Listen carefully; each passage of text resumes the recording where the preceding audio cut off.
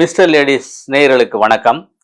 இன்னைக்கு எதை பற்றி நம்ம பார்க்க போகிறோம்னு சொன்னால் அதிக இரத்த அழுத்தம், அதாவது ஹை பிளட் ப்ரெஷர். இப்போ எனக்கு ரத்த அழுத்தம் இருக்குது, ரத்த அழுத்தம் இருக்குன்னு இருக்காங்க. எல்லாருக்கும் தான் ரத்த அழுத்தம் இருக்குது, யாருக்கு தான் ரத்த அழுத்தம் இல்லை. அது மிகையாக இருக்கிறதா குறைவாக இருக்கிறது தான் மிக முக்கியமானது.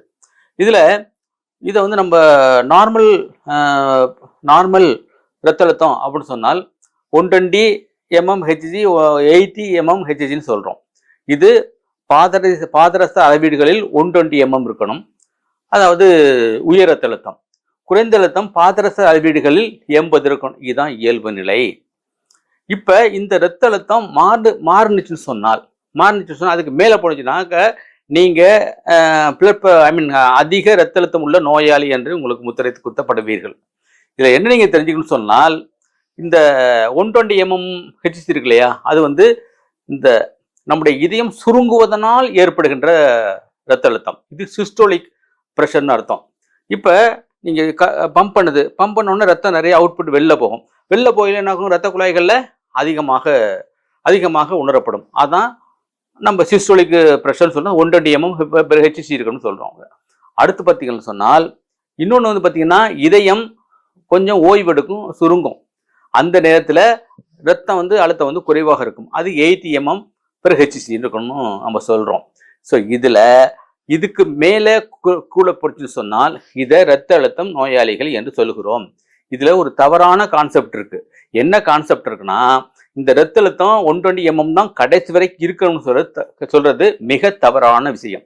நீங்கள் நல்லா ஓடுறீங்க, அப்போ என்ன ரத்த அழுத்தம் இருக்கும், கூட இருக்கும். கூட ப்ளஸ் சர்க்குலேஷன் அதிகம் இருக்கும் இல்லையா, அப்போ இருக்கும். மாடிப்படி ஏறி போகிறீங்க, அப்போ என்ன ஆகும், பிளட் பம்ப் பண்ணி கொடுக்கும். ஆக்சிஜனை பெறுவதற்காக என்ன பண்ணுவோம், நம்ம ஆக்சிஜனை பெறுவதற்காக நம்ம இதயம் வேகமாக துடிக்கும். ஆக்சிஜனை பெறுவதற்காக நீங்கள் மாடியில் ஏறையில் என்ன ஆகும், ஆக்சிஜன் நிறைய தேவைப்படும் உங்களுக்கு, சத்து. அப்போ இதயம் வேகமாக துடிக்கும். அப்போ வேகமாக துடிக்கையில் ரத்தம் இருப்பதாக உணரப்படும். ஓகேவா, அது ஒன்று. அடுத்து பார்த்தீங்கன்னா, நீங்கள் ஃபுல்லாக மெடிடேஷன் பண்ணுறீங்க, அமைதியாக இருக்கீங்க, எதையுமே பண்ணலன்னு சொன்னால் ரத்த அழுத்தம் குறைவாக இருக்கும், நார்மலாக இருக்கும். ஸோ இதுதான் ஏற்ற இறக்கம் பண்ணக்கூடியது. இன்னொன்று பார்த்தீங்கன்னு சொன்னால், இந்த ரத்த அழுத்தம் இருக்கு இல்லையா, எங்கேயாச்சும் அடிபட்டு போச்சு, ஒரு காயம் ஏற்பட்டுச்சு, ஒரு புண்ணு வந்துருச்சு, அல்லது ஒரு பூச்சி கடிச்சிருச்சுனாக்க சடனாக இம்மீடியட்டாக நம்முடைய ரத்தம் நம்முடைய இதயம் பம்ப் பண்ணி அங்கே நம்ம எதிரி உயிரிகள் ஆன்டிபாடிஸை இங்கே அனுப்பும். ஆன்டிபாடிஸை நிறைய அனுப்பும் இங்கே ரிப்பேர் பண்ணுறதுக்காக. அப்போ போயிட்டு ரத்த அழுத்தம் அதிகமாக இருக்கும்.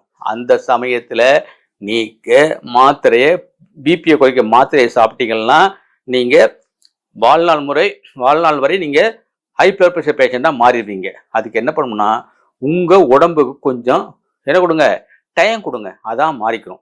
இப்போ இன்றைக்கி பிபி அதிகமாக இருக்கா, சரி ஒரு வாரம் ரெஸ்ட் கொடுங்க. காலையில் எந்த விதமான டென்ஷன் இல்லாமல் போய் பிபி பாருங்கள். பார்த்தீங்கன்னா அதுதான் உண்மையான பிளட் ப்ரெஷர் உங்களுக்கு இருப்பதாக கணக்கில் கொள்ள வேண்டும். அதனால் நீங்கள் திடுதுப்புன்னு ஏதாச்சும் ஒரு பிரச்சனையினால ஏற்படுற இரத்த அழுத்தத்துக்கு மாத்திரையை உடனே சாப்பிடுவதை மிக மிக மிக தவறான விஷயம். அதனால அவசரப்பட்டு நீங்கள் மருந்து மாத்திரையை சாப்பிடாதீங்க. இதுக்கு என்ன பண்ணணும் அப்படின்னு சொன்னால், நீங்கள் மெடிடேஷன்னா என்னது, நல்லா மனசை தூய்மையாக வச்சுக்கிட்டு எதாச்சும் நினைங்க, எதாச்சும் அப்படி இறைவனை நினைச்சிருங்க, உங்கள் குலதெய்வத்தை நினைச்சிக்கிட்டு பொறுமையாக இருக்கிறப்ப உங்களுடைய இரத்த அழுத்தம் சீராக உணரப்படும். ஓகேவா, அதையும் மீறி வந்துச்சுன்னா தான் நீங்கள் நிறைய அதில் அக்கறை செலுத்தணும். இன்னொன்று என்ன டெக்னிக் சொல்லித்தரோம்னாக்க, இங்கே நம்ம காலில் லிவ் 3 அப்படின்னு அக்குபஞ்சர் பாயிண்ட்ஸ் இருக்குது. லிவ் 3 அப்படின்னு அக்குபஞ்சர் பாயிண்ட்ஸ் இருக்குது. அந்த லிவ் 3 அக்குபஞ்சர் பாயிண்ட்ஸில் நீங்கள் தொடர்ச்சியாக அழுத்தம் கொடுக்குறப்ப பிபி குறைவதற்கு வாய்ப்பு இருக்கிறது. அந்த லிவ் 3 எங்கே இருக்குன்னு சொன்னால், இதை கால்னு நினச்சிருங்களேன். இதை காலுன்னு நினச்சிட்டிங்கன்னு சொன்னால், இது கால்னு நினச்சிருங்க. இது பெருவிரல், இது ரெண்டாவது விரல் காலில்.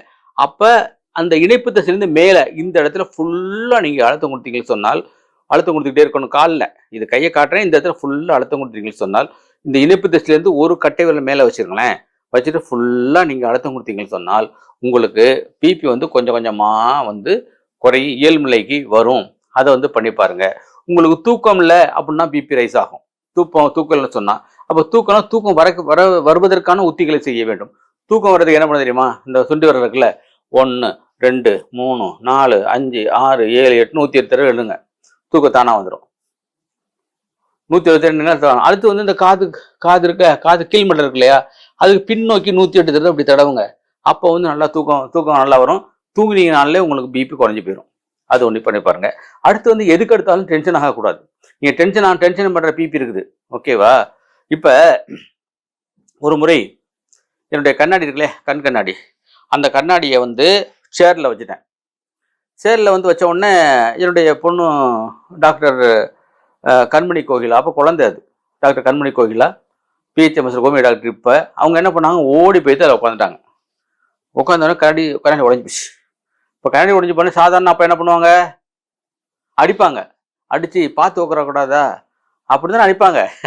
நான் என்ன சொன்னேன் தெரியுமா, அன்பு மகளே கவலைப்படாதே, அந்த கண்ணாடியை இங்கே வைத்தது என்னுடைய குற்றம். நான் டேபிளில் வச்சுருந்தேன்னா நீ உடைச்சிருக்க மாட்டேன், டேபிள் வச்சுருந்தா உடைச்சிருக்க மாட்டேன். அந்த கண்ணாடி வச்சது என்னுடைய குற்றம். ஐ அக்செப்ட் இந்த மிஸ்டேக். அதனால் நீ கவலைப்படாதுன்னு சொல்லிட்டு எனக்கு ஒரு புதிய கண்ணாடியை வாங்குவதற்கு அருமையான வாய்ப்பை கொடுத்து விட்டாய் மகளே அப்படின்னு சொன்னேன். கொஞ்சம் புது கண்ணாடி மாதிரில, புது பிரேமம், புது கண்ணாடி. பணம் தானாங்க, பொருள் தானாங்க. அதுக்கு அதை விட பணத்தோட மனசு தாங்க முக்கியம். பணம் பெருசு இல்லை, மனசு தாங்க முக்கியம். அப்போ அதனால ஒரு மனசை புண்படுத்துறதை விட எனக்கு புது கண்ணாடி வாங்கிறதுக்கு ஒரு அருமையான வாய்ப்பை கொடுத்து விட்டாய் மகளேன்னு சொல்லி அப்போ என்ன பண்ணேன்னு சொன்னால், அப்போ வந்து இதுதான் வந்து நம்ம எப்படி ஹேண்டில் பண்ணுறது. ஒரு பொருள் உடஞ்சி போச்சு, ஒரு கண்ணாடி முகம்பாரு கண்ணாடி உடஞ்சி போச்சுன்னா பிள்ளைங்க அடிக்காதீங்க, வேற கண்ணாடி வாங்கிக்கிறங்க. பிள்ளைங்க மனசு தாங்க உடையக்கூடாது, கண்ணாடி உடையலாம். இது மாதிரி ஒவ்வொன்றையும் சிந்தி பிறப்பு உங்களுக்கு டென்ஷன் ஆகாது. இப்போ அப்படி டென்ஷன் பண்ணிக்கிட்டீங்கன்னா உங்களுக்கு டென்ஷன் பண்ணுறப்போ கோபம் வரும். கோபம் வர்றப்ப லிவர் வந்து அதிகமாக ஒர்க் பண்ணும். அப்போ வந்து உங்களுக்கு பிபி ரைஸ் ஆகும். பிபி ரைஸ் கண்கள் சிவந்து விடும். இப்போ கோபம் இருந்துச்சுன்னா கண்கள் சிவரும் பாருங்களே, கோபத்துக்கும் லிவருக்கும் சம்மந்தம் இருக்குது. அப்போ நீங்கள் விஜயகாந்த் படத்தில் காட்டுவாங்க, விஜயகாந்த் கோபம் இருந்துச்சுன்னா கண்ணை மட்டும் கொண்டாந்து காட்டுவான், அப்போ வந்து சிவப்பாக இருக்கும். அப்போ இந்த லிவர் வந்து நீங்கள் கோபப்பட லிவர் வந்து பாதிப்பை ஏற்படுத்தும். ஆகையினால நீங்கள் அமைதியாக சந்தோஷமாக ஒவ்வொரு விஷயங்களையும் இதில் வந்து பண்ணுறப்ப உங்களுக்கு வந்து நல்ல ரிசல்ட் கிடைக்கும். நீங்கள் அமைதியாக வரும், பிபி வந்து ரைஸ் ஆகாது. இப்போ புதுசாக நம்ம வெளிநாட்டு கார் இருக்கு இல்லையா, அந்த காரில் வந்து கீரல் இருக்குது. ராஜா வந்து சொன்னார், சார் புது காரில் கீரல் வந்துச்சு, கீரல் வந்து என்ன போகுது விடுங்க, ஏதாச்சும் நம்ம பெயிண்ட் பண்ணிக்கிற போகிறோம், அதை பண்ணிக்க போகிறோம், அதுக்காக நம்ம டென்ஷன் ஆகக்கூடாதுங்க, அது பொருள் தானே, ஒரு பொருளில் கீரல் இருக்குது, அது என்ன பெரிய விஷயமா, அப்படிதான் சொல்லணும். அப்போ எதையும் நீங்கள் பாசிட்டிவாக நினைக்கிறப்ப உங்களுக்கு எந்த பிரச்சனையும் கிடையாது. நீங்கள் உடல் உயிர் முக்கியம், பொருள் முக்கியம் கிடையாது. உடலுக்கும் உயிருக்கும் மட்டுமே நீங்கள் முக்கியத்துவம் கொடுக்கணும். அப்போ இப்படிலாம் நீங்கள் பாசிட்டிவாக திங்க் பண்ணுறப்ப உங்களுடைய பிபி ரைஸ் ஆகாது. அப்போ இயல்புலைக்கு வந்துடுவீங்க. நீங்கள் டென்ஷன் ஆக மாட்டீங்க, குழந்தைகளை அடிக்க மாட்டீங்க. சில குழந்தைங்க போட்டு சின்ன மிஸ்டேக் பண்ணியிருக்கோம், அதுக்கு போட்டு குழந்தைய போட்டு அடிக்கிறது, இதெல்லாம் ரொம்ப தப்பு, ஓகேவா? அதனால நீங்கள் டென்ஷன் ஆகாமல் இருந்தாலே பிபி அதிகரிக்காது. அதனால நீங்கள் பிபி அதிகரிப்பதற்கான சூழ்நிலையை உருவாக்காமல் பார்த்துக்கிறங்க. அடுத்து வந்து இரத்த குழாய்கள் வந்து சீராக இருக்க வேண்டும். அப்போ இரத்த குழாய் சீராக இல்லைன்னு சொன்னால், இரத்த குழாய் அடைப்பு இருக்கிறது, கிரானிக் டயபெட்டிக் அப்படின்னு சொன்னால் நீங்கள் உடற்பயிற்சி செய்யணும், நல்லா குதிக்கணும், ஆடணும், சொல்லிக்கலையா? அது மாதிரி பண்ணுறப்ப உங்களுக்கு ஆட்டோமேட்டிக்காகவே இந்த சுருங்கி வரிய தன்மை வந்து குறையும். நானே 2-3 டான்ஸ் போட்டிருக்கேன் பார்த்தியா, 2-3 படத்தில் டான்ஸ் போட்டிருக்கேன். இது என்னடா இவ்வளோ பெரிய டாக்டரு, இவர் வந்து வர்மக்கலை ஆசன், இவரோட ஆடுறாருன்னு சொன்னால் அது என்ன இருக்குது, ஆடுறேன் அவ்வளோதான், ஆடினா நம்ம எக்ஸசைஸ் மேனேஜ் கூடியதான். அது மாதிரி நீங்கள் ஆடுங்க, பாடுங்க, சந்தோஷமா இருங்க, குடும்பத்தோட சந்தோஷமா இருங்க, நண்பர்களோட சந்தோஷமா இருங்க, அக்கம் பக்கத்து வீட்டில் வந்து நீங்கள் சந்தோஷமா இருங்க, டென்ஷன் ஆகாதீங்க, உங்களுக்கு பிபி நார்மல் ஆயிரும் என்று கூறி விடைபெறுகிறேன். இந்த காணொலியை உங்கள் நண்பர்களுக்கும் தோழர்களுக்கு அனுப்பி வைங்க. நன்றி, வணக்கம், சந்திப்போம் அடுத்த காணொலியில்.